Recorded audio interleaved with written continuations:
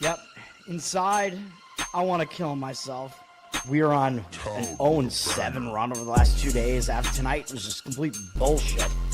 So that's how I'm going to start off this show. Horrible Sunday, 1-5. I don't even know what to tell you about that. I just don't want to do this anymore. I have never seen anything like this, man. With the slump continuing, 2 straight losses, not a good day at all. 0-4. I just have not had a good season, man. What kind of slump that I'm on? The slump continues. I've reached a new peak, actually. I'm going to burn my Bruins hat, man. I don't know what is going on with the Bruins. March 8th, is that what it is? I don't even know. It's March 9th, I think. Who even knows, man? I don't know what day it is anymore. I don't even know what day it is anymore, man. Back with you after the worst day that I could possibly have. Back with you, as I always am. Until I die, at least. 0-2 yesterday, and yesterday did not go well for me. 0-5. The worst month that I've ever had in my 18 years doing this. I don't know what to even tell you about this anymore. Broke the slump yesterday as the slump discontinues. The slump continues. Somebody fucking kill me, please. I don't even know what I should do at this point other than potentially end it all.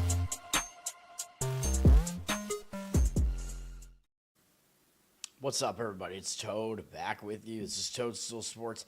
Merry Christmas, everybody. Mr. Pinsey, why are you not with family, man? Why is everybody watching my show early in the morning here? I got to try to make this quick and get out of here. Merry Christmas. I'm gonna give you a stocking stuffer here. I got one play out of all the games today. There are not many, but we're going to talk about them. We got the 5 NBA games on the slate today, not including my boss's Celtics, which, I don't know, my dad yesterday said that the Celtics, this is the first time, like, I guess since they've been doing this or something, that the Celtics haven't had a Christmas game. I'm not sure if that's right or not. I thought that they didn't have one last year, but maybe I'm wrong about that, or one of these recent years. The Hawaii Bowl was crazy last night. I don't know if people were actually watching it, but it was an entertaining game. They came back from down 21-0. It was the largest comeback in Hawaii Bowl history. They looked like they were still going to lose the game. It was back and forth. After they had tied it, they went back and forth, fell behind again, and then they had a last-minute drive all the way down the field, and their quarterback went all out, man. He had a play where he ran for a first down on, like, 3rd and long. Then he had another play where he passed for another first down on a 3rd down play, and he got nailed, and he got knocked out of the game. So it came down to, like, 16 seconds left. They were down 4. Backup quarterback has to come in, and he just chucks it for the end zone. Not chucks it. I mean, it was a good pass, but they just went for the touchdown. He aired it out, and they got it, a touchdown. Crazy. Backup quarterback comes in and just wins the bowl. Oh, man.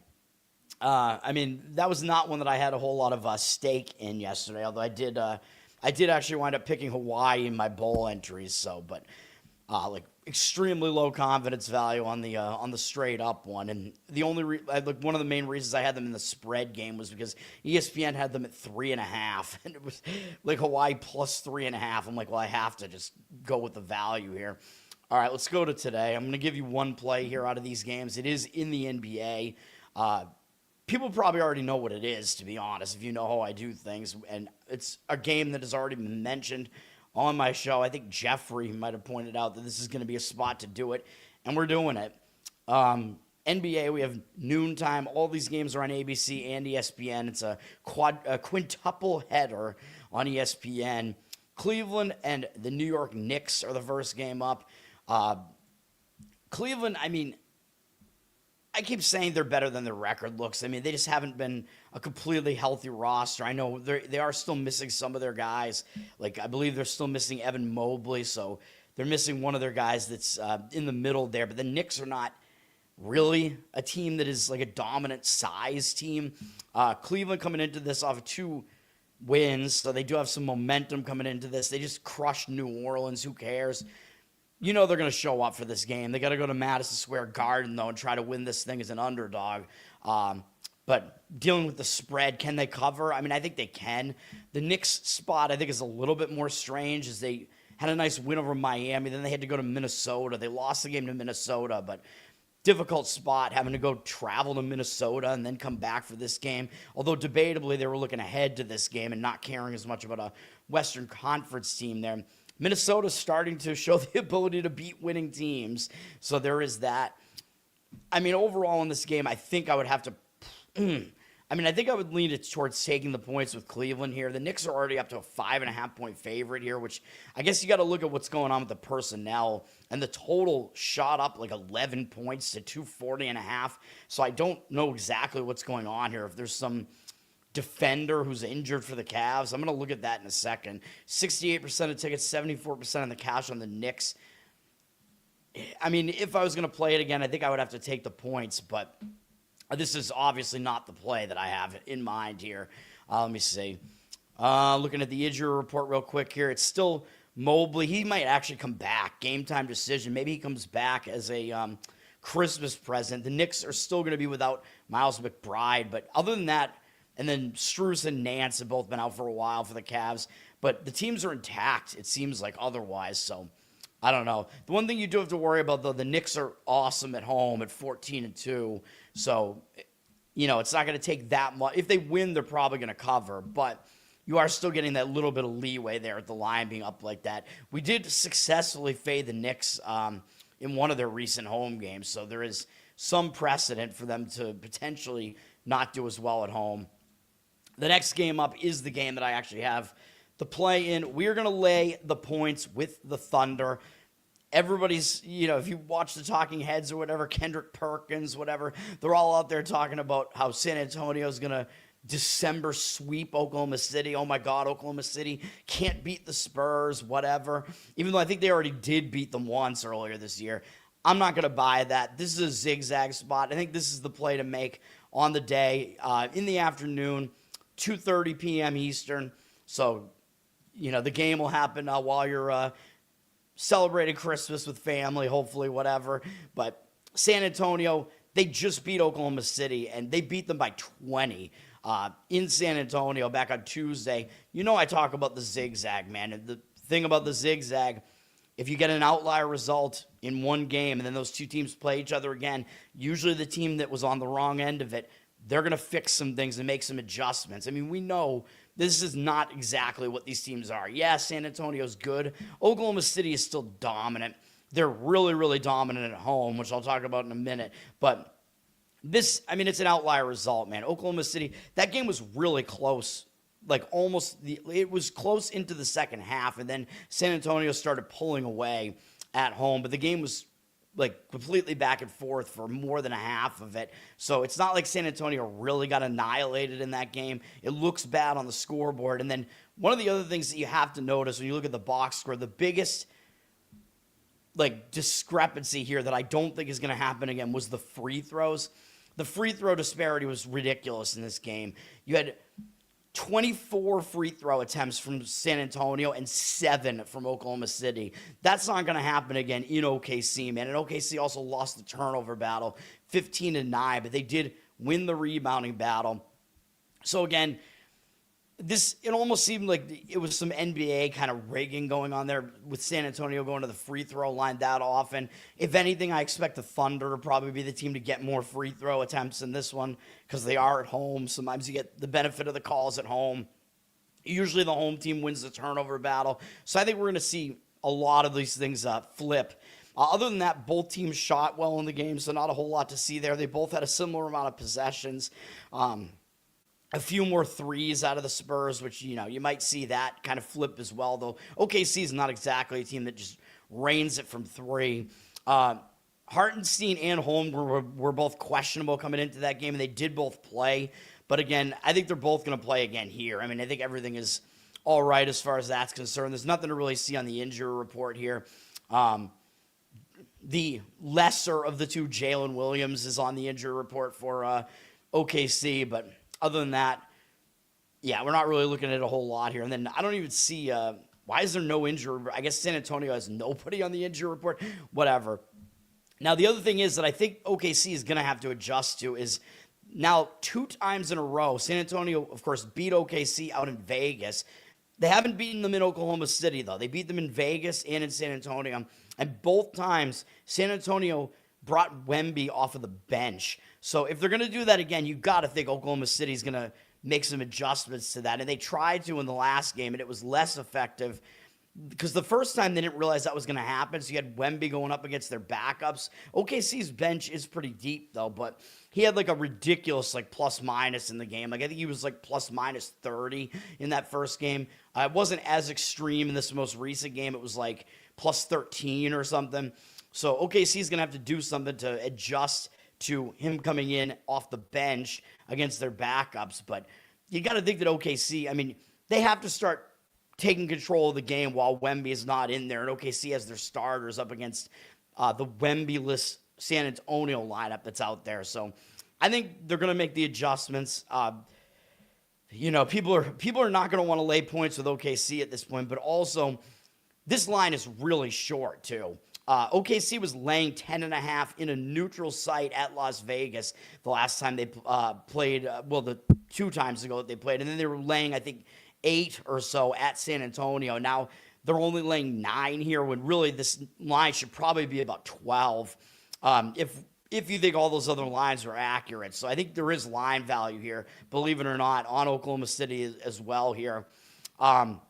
I believe they did still win against San Antonio at home earlier this year, if I'm not mistaken. I could be wrong about that. Hold on, let me see. Am I wrong about that? I guess I am, yeah. San Antonio, OKC's 0-2 against San Antonio. So I'm wrong about that, but they are 14-0 at home.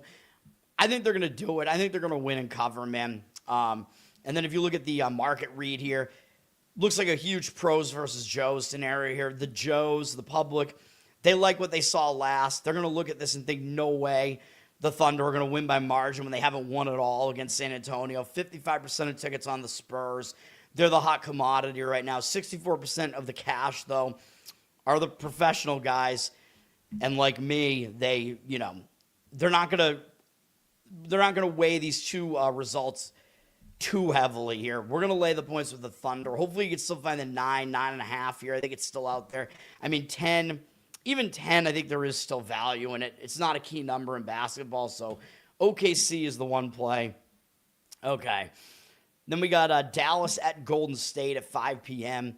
Dallas, the Mavs are coming off a big win over Denver, man. So there is some potential letdown here, which sounds weird. Like, could there really be a letdown spot when you get to play Steph Curry and Golden State on ABC, on Christmas, on ESPN? Maybe. I mean, beating Denver is huge, dude. That was a game where Dallas was a sizable underdog, I would imagine, at home. Now they're going to Golden State here. So they've got to travel out to the West Coast. At least for them, it's not a late-night game, but I don't know, man, because Golden State, they're kind of the team where everybody's just talking about how they're like a dying dynasty, basically. They might get a little bit motivated from this. Dallas is not good on the road, 3-9. Golden State's been much better at home, 9-4. Dallas, they're going to show up for a Christmas game, yes, but they're going to have to put in this huge effort 2 games in a row, man, and that I kind of worry about. And then, of course, as always with NBA, you got to look at the injury report. Looks like we're looking at P.J. Washington, game-time decision. Klay Thompson, game-time decision for Dallas. Al Horford, game-time decision for Golden State. The more important Curry is obviously playing. His brother is hurt, I guess, but that's not really going to impact. So those injuries are not hugely impactful to this game. And as far as Golden State is concerned, they're coming off a couple of wins. They had an easy win over Orlando last time out, but I don't think they're going to be overconfident coming into this game here. Yeah, they've had a couple of days off, which could maybe hurt their momentum because they do have 2 wins in a row, but they're going to show up for a home game on Christmas, man. So overall, I would lean to the Warriors in this one. They're also an anti-public favorite. The public's coming in on Dallas, 65% of the tickets on them, 51% of the cash. So, I like these anti-public favorites, dude. For some reason, the Warriors are going to be 4.5, and now they're 8. So I don't know if maybe there was some injury concern with the Warriors, but now whoever it is, I don't know if it was Curry or what, but now whoever it is obviously playing. The public is never going to come in and lay 8 points with a team that's sitting at 500, man. They're just not going to do that. But the odds makers are still telling you what you should think here. The Warriors, they're at home. They're still the better team over the Mavs that really just – I still don't think the Mavs have totally figured it out. Mavs could still be in kind of a letdown spot as well, as weird as that sounds, off of beating Denver. So, yeah, you're fading the public and getting – a decent team at home by laying it here. So I think the Warriors are the move in that game. Jeffrey, what's up? Yes, you did. That is a game where I do not have much of an opinion on it at all. Slight lean towards taking the points with the Cavs for me, but I have nothing on that game. Now, yeah, I love the Thunder. The Thunder are my one play today. I do like the Warriors as well. If I was going to play a second game, it probably would be laying it with the Warriors. So I like these home favorites today in some of these games. Houston at LA, at the Lakers, of course. The Clippers are not going to get to play on Christmas, man. Houston's coming off losing to those Clippers by 20 points, so they could have been looking ahead to this, man. I mean, Houston is obviously not as bad as that, and they've looked bad recently, losing 4 out of 5 games here. But one of them was to Denver. One of them was in a sandwich spot between 2 games against Denver, and then one was in a letdown spot after facing Denver again. And by the way, we got 2 wins out of that on the show with New Orleans and Sacramento. 2 of my huge underdog outright wins were those games. So Houston was just in bad spots in those games now. Now, they're coming off a horrendous loss to L.A. They're already in L.A., to the Clippers again, I should say. I, again, think they were looking ahead. They're obviously nowhere near as bad as that. You know you're going to get an effort out of Houston here, playing the Lakers on Christmas. Lakers coming into this thing, they just suffered a pretty ugly loss, too, to the Phoenix Suns, losing 132 to 108. That is bad. They're returning home from a road trip, though. And you know I talk about this. When a team returns home, a lot of times it can be a bit of a distraction. I don't think they're going to overlook Houston on Christmas, though. And the other thing that kind of negates the road trip a little bit is they were in L.A. on December 20th to play the Clippers. So really they just had one single game on the road at Phoenix, and they just didn't pay attention to it. But the home distractions still could be in play here. I mean, when it's Christmas time at home, sometimes it is still a little bit of a distraction. I know my one play I gave out was the home team in the Thunder game. Oh, yeah, Luka. Yeah, we got to talk about that. Luka, I think he did miss the last game as well. I think Luka was out for that game against Phoenix. So Houston would be the side that I would side with in this game, though, up plus the points or whatever it's going to be here. Yeah, especially if it is Luka coming back, because you know I talk about the injured player theory spot here. Now, you got to worry about Sengun a little bit here, however you pronounce his name, one of the better players for the Rockets, the big man. If he can go, you know he's going to play against the Lakers on Christmas. He's listed as game time decision right now. Luka is still listed as a game time decision, and so is Hachimura. They both missed time recently, but for Luka, correct, he did not play after the Clippers game, so it will be his return, so you know that's a reverse injured player spot. He's questionable, but I think he will play in this game. And for Rui here, Hachimura, he is playing. He's probable. He hasn't played since the 18th, so you're going to be looking at maybe a reverse injured player spot here for the Lakers, but mostly because of Luka coming back. If he does, although maybe he's not going to, because the Rockets have flipped from a 2.5-point dog to a 2.5-point favorite here. And you got to think that with Luka playing, the Lakers would be a small favorite here. So it almost seems like Luka's not playing in this game. This is a game you got to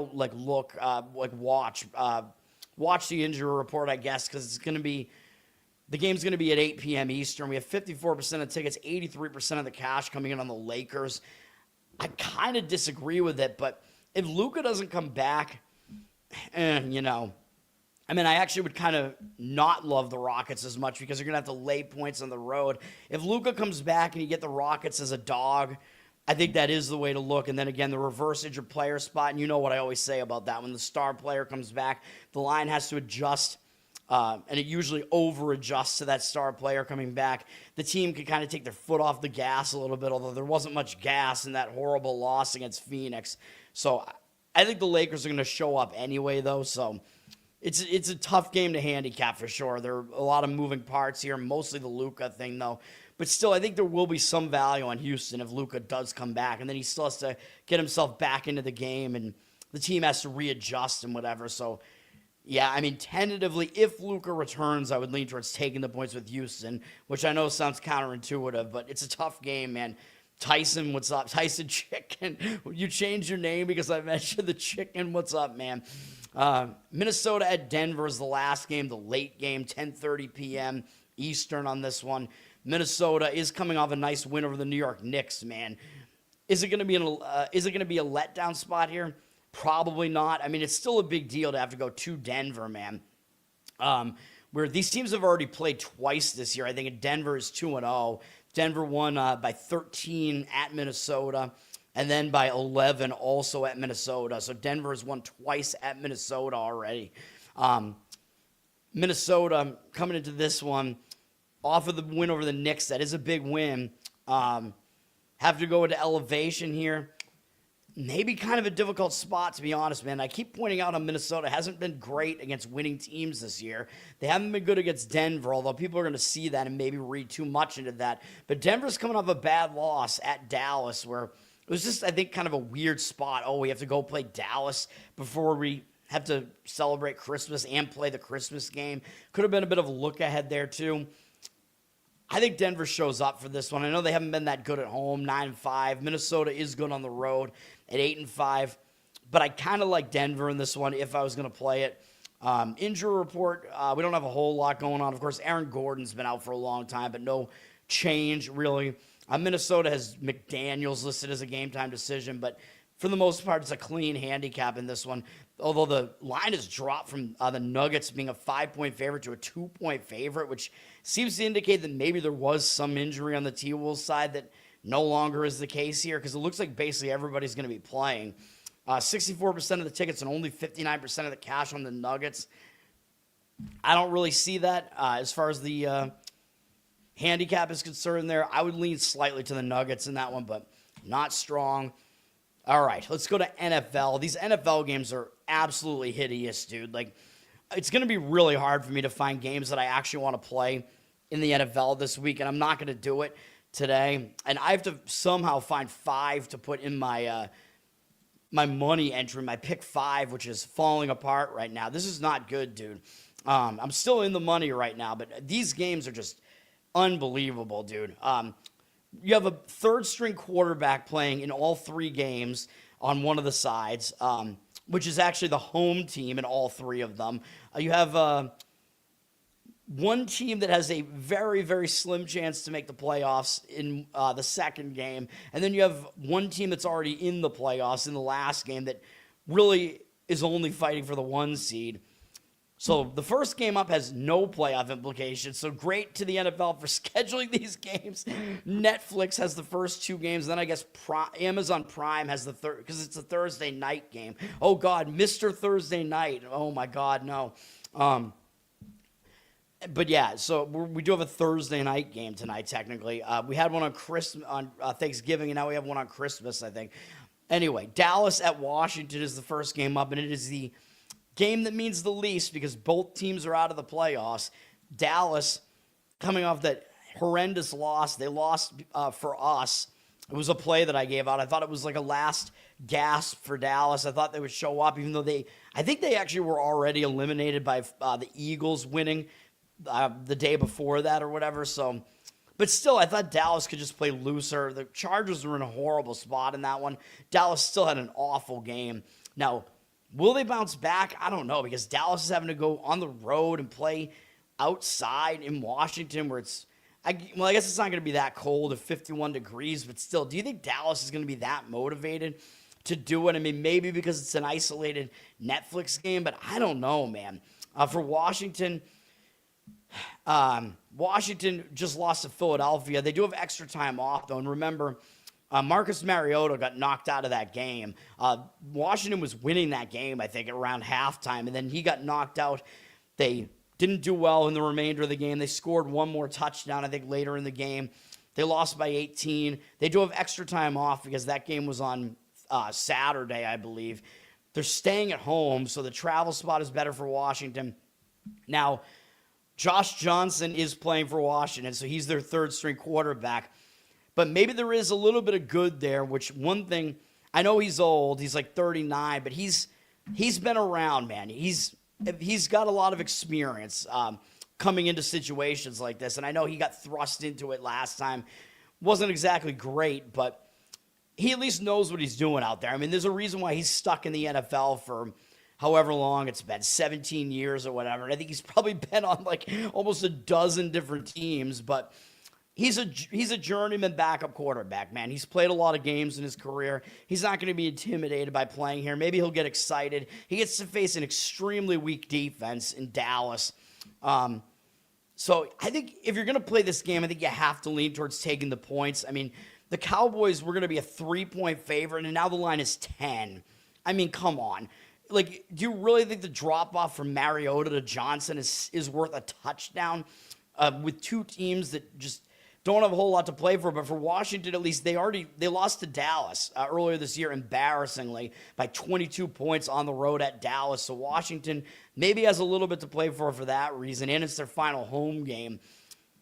I think if you're going to play this, you got to take the points. I mean, laying 10 points on the road with a Dallas team that looks like they're probably dead and they have one of the absolute worst defenses, is that really what you want to do?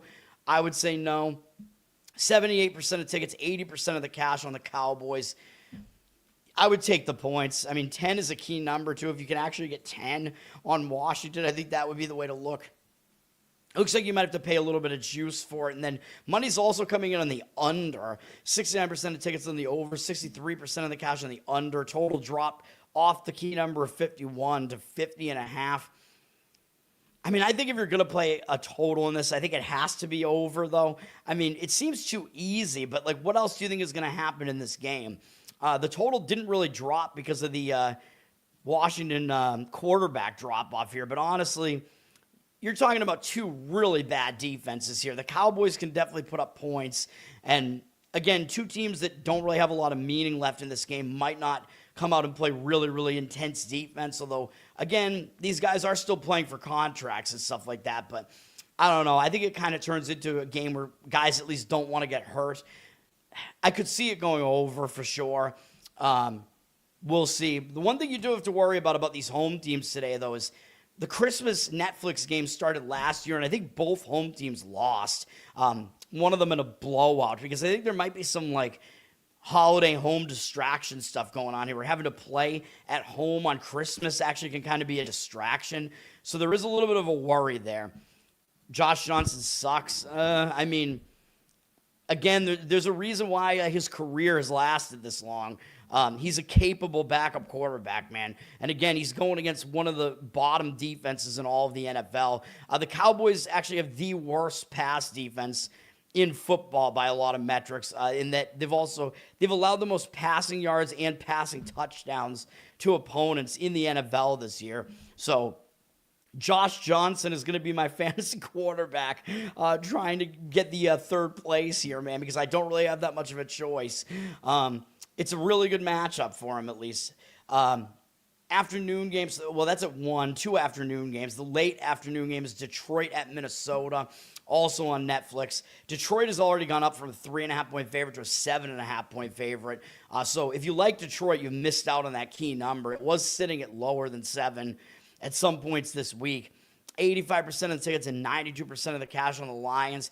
This is a situation where I don't really think the public has this one wrong, but it is a question of, is laying more than a touchdown on the road with the Lions a bit too much here?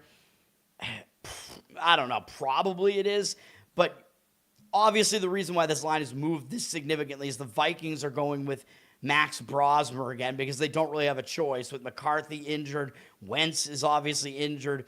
Max Brosmer looked about as bad as possible in his one start that he made so far. But it was his NFL debut. It was on the road. It was against Seattle. They're a good defense, but he was awful. He threw like 4 picks. He's not going to be that bad in this game, and he gets to play for his home crowd because Max Brosmer, I don't know if he's from Minnesota, but he played at the University of Minnesota, so this will be his first game playing at home for the Vikings as a starter, so he might have some motivation for that reason. The Lions, they could technically still make the playoffs, but they need to win out, and they need Green Bay to lose out. I'm pretty sure that's the only way Detroit can make the playoffs now. So they're almost eliminated, but when you're a team that isn't mathematically eliminated and you need help, you know what I mean? You don't control your own destiny. Those teams tend to be pretty dangerous, man. So that is Detroit here. Remember, we do have a short turnaround time here, which I forgot to mention with both Detroit and Dallas. Well, with all three of these road teams. I believe all three of the road teams played on Sunday. Now, the thing about that is, though, they're all playing divisional games, so it's that Thursday handicap where a lot of times the home team has a little bit of an advantage preparation-wise because they're playing in their own stadium. But the divisional opponents tend to not do as bad on the road on Thursday games because they always play in this, at this location every year, so they're used to going there. So that's not as bad. Don, what's up, man? A good prop day. I mean, it's probably a decent prop day. I mean, I don't do a whole lot with props, but then on the other hand, though, a lot of people are going to be playing props, so especially in the NBA, so the prop market is going to be like razor thin. Sure, yeah, you can pick your spots and probably find some good props, though. Happy holidays, Merry Christmas, sir. Thanks for hanging out, man. But yeah, I mean, I don't really do props. I'm not gonna give out any prop suggestions here just because I don't want to mislead people, really. I'm just going through my thought process here as far as what I do. But for Detroit, I think they're going to win this game. And I mean, you're talking about this is the first time in a long time that Detroit's lost 2 games in a row. Everybody saw that embarrassing loss. Pittsburgh actually did outgain them by over 100 yards, I think, in Detroit on Sunday when the game really meant something. But before that, Detroit had been really, really good off of a loss. They'd won, I think, 14 games in a row after a loss under Dan Campbell. So these are like the bounce-back kids. Another reason why I was shocked that they weren't able to get that game. There were a lot of trends that favored Detroit pretty heavily in that game against Pittsburgh. There was one other one. I forget what it was, but there was some other really crazy trend that was going on in that game. I mean, I don't think you really want to go against Dan Campbell in a spot like this, though. And you remember the last time he had a road revenge spot was against Washington for the playoff revenge from last year, and they obliterated Washington. This is a revenge spot because they lost to Minnesota earlier this year. Remember, I gave out that play on my show, Minnesota plus the points in that one. That was back with, I believe McCarthy was the quarterback in that game. They got the job done for us against Detroit. But remember, Detroit was in a bad spot. They'd gone into the bye on a good note, and they had that huge revenge game against Washington up next. They'd beaten Tampa Bay going into the bye, which at the time was a really big game. So I faded them with Minnesota. We got the win with Minnesota. Now, Detroit could make some adjustments from that game against Minnesota. To me, I think they actually show up and they play a good game here. That would be my guess. So my lean would be towards laying the points with Detroit in this one, but I really would not want to lay more than 7. I mean, the line has kind of escaped us. I think now that it's gone through that key number, maybe there is some value in looking towards the dog here. The totals dropped significantly from 49 to 43. 87% of tickets, 77% of the cash on the over. So money looks like it's still coming in on the under in this game, but the total could be an overreaction just to how bad Max Brosmer looked in his one game. The Lions defense is not as good as Seattle, so maybe he gets a little bit of a reprieve there. Now, the other thing, if you do like the Vikings here, the other thing you have going for you is they're the better defense getting points. So at least you could say that. The Vikings defense is still pretty solid. So there is that, at least going for the Vikings. But I kind of think the Lions get the job done in this one. Oh, thank you, sir. I appreciate it, man. I appreciate you hanging out, checking out the show. And then the last game, I mean, if I was going to play any NFL game, this is the one that I would do. But I don't think I could bring myself to... You know what? I mean, it's pretty close, to be honest. But it's just like... it still seems dangerous to me. This is Broncos-Chiefs. The Chiefs are also going with a third-string quarterback here, and I don't even remember what this guy's name is, man. This is going to be his NFL debut. He's been around. He was on some other NFL team. Oladokun. I don't know. Chris Oladokun. I don't know how you pronounce his name. People don't even know who he is because he didn't even play for an FBS college team. He played at South Dakota State, although they have a good FCS program. That's where he went to college. He got drafted in 2021, not by the Chiefs, though. It was some other team. Now, for this guy, I mean, I don't know what Kansas City is going to do offensively with him. Like, I don't really know what style quarterback he is. He did have to play a little bit after Minshew got hurt, and it was not good. They lost horribly to Tennessee. It's absolutely crazy that Kansas City had two quarterbacks both tear their ACLs in back-to-back weeks. Unbelievably insane. But look at what we're talking about here now. With Minshew starting, the Broncos are going to be a 5.5-point favorite. Now Olave is starting, and the line is almost 2 touchdowns now. I think if it hits 14, there's no other way that you can play this game than taking the points with the Chiefs. I mean, come on. The Chiefs, they're still the Chiefs. I know the Chiefs are not going to make the playoffs this year. They still have a good defense. I know they shut down Rashee Rice. I know their offense isn't that good. But come on, man. You're talking about 2 touchdowns that the Chiefs are getting in Arrowhead. It's ridiculous. Like, when is the last time the Chiefs were this substantial an underdog? When's the last time they were even a 7-point underdog? It was probably not even within the last, few years. So this is just an insane line. 82% of the tickets on the Broncos. The public is laying it with the Broncos. 80% of the cash on them. And the other thing I talk about with the Broncos, they don't have a great offense. They're not built to cover numbers like this, especially on the road. You think the Broncos, a team that's much more defensive-minded, you think they're going to cover 2 touchdowns? I just don't see it, man. And the Chiefs, this could be the last game they get up for, man. I mean, it's really embarrassing how awful they were against Tennessee. They have a couple of reasons why they might show up for this game, man. Even though they can't spoil Denver's season, they can kind of knock Denver back a little bit, and they can potentially throw a wrench into Denver trying to win the division, because if Denver plays the Chargers next week, and if Denver loses to the Chargers, so I believe if the Chargers are 1 game behind Denver going into next week, and the Chargers beat Denver, the Chargers will win the division instead of Denver, because the Chargers already beat Denver earlier this year, so the Chargers hold the tiebreaker right now against Denver. So Denver could still lose the division, and it's going to kind of come down to next week for Denver, although, yes, they still kind of need to win this game to really stay in the driver's seat there. But still, Denver already beat Kansas City in Denver. Maybe Kansas City will throw some wrinkles in here. And we're talking about a guy making his debut, where at least when you have a guy making his quarterback debut here, there's not a lot of game film on him. So the defense might not know what to prepare for here and what Kansas City is going to try to do. I think Kansas City will show up. It's a divisional game. It's against Denver. They could potentially knock Denver out of first place. Denver beat them already this season. There are definitely reasons. And again, Kansas City might show up. They're not going to abandon a rookie QB, or not a rookie QB, but they're not going to abandon a QB in his NFL debut. You know what I mean? Like, that might be a reason enough for the team to show up here. And just getting 2 touchdowns with a total unbelievably low at 36.5. The only way that you could play this game is to take the points with the Chiefs. It is the only way. I mean, this line is so unbelievably out of control. Money also coming in on the under. 73% of the tickets, and then 73% of tickets on the over, 56% of the cash on the under. If I was going to play any of these games today, this is the one. It would be take the points with the Chiefs. To me, it looks like it's going to be an ugly, low-scoring game. The Broncos probably get out of there with the win, but I think the Chiefs cover.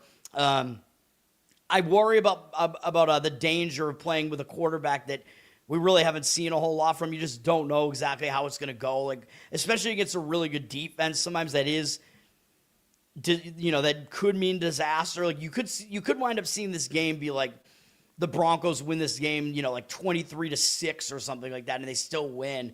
But, I think it's got to be Chiefs or pass in this one, plus the points here. This one I might have to throw in my pick 5 just because I don't really have many other options that I really love. We got 2 Saturday games this week, and I don't love these games that are on Saturday very much. I'm going to have probably 2 plays in the NFL this week, and they're both on the Sunday card, so I don't like it. 30 or 50 years, that's a pretty big variance there. 48 years. So the last time the Chiefs were a 2-touchdown underdog was 48 years ago. Is that right? I mean, there were some years where the Chiefs were bad. You got to think that maybe at some point more recently than that, there were 2 TD underdog. Maybe we're talking about home games specifically. They haven't been. I would probably buy that they haven't been this big of an underdog at home for that long. Now, it's probably going to be a cold game, and the Chiefs are being pussies, and now they're going to move to the state of Kansas, and they're going to build a dome stadium. Both of these teams are going to build dome stadiums. You know how I feel about that. I think football should be played in the elements. It's a man's game. I don't like it at all. And if you're Kansas City, why would you want to do that? Kansas City has a big advantage. Arrowhead is one of the loudest stadiums in football. They have a huge advantage there, like playing in the cold as well. I don't know why they would do this. Like for Kansas City, I think it's really, really bad. It's going to eliminate their advantage to some extent. This game, shockingly, is not going to be cold, though. It's going to be 60 degrees at this game today, so it's actually going to be nice. Nice weather in Kansas City. I don't know what it's like up here. Up here, it's been a little bit cold. It was snowing a little bit up here in New England yesterday, but I think it's going to be probably in the 30s today here. But 60 degrees in KC seems crazy. Gronk and Elon. Well, hopefully that information is right, but all right, thank you. I will trust them on that. I won't trust Gronk's political opinions, but I'll trust Gronk on this, saying that that's correct. Kansas City has not been this big of an underdog for almost 50 years at home. Okay. So, yeah, I mean, that's the breakdown, man. Merry Christmas to everybody. Once again, I did give out a play. Jeffrey, I think you like this one. My one play today is the Oklahoma City Thunder, minus the points. We're zigzagging it. We're going to go against the public perception in this one.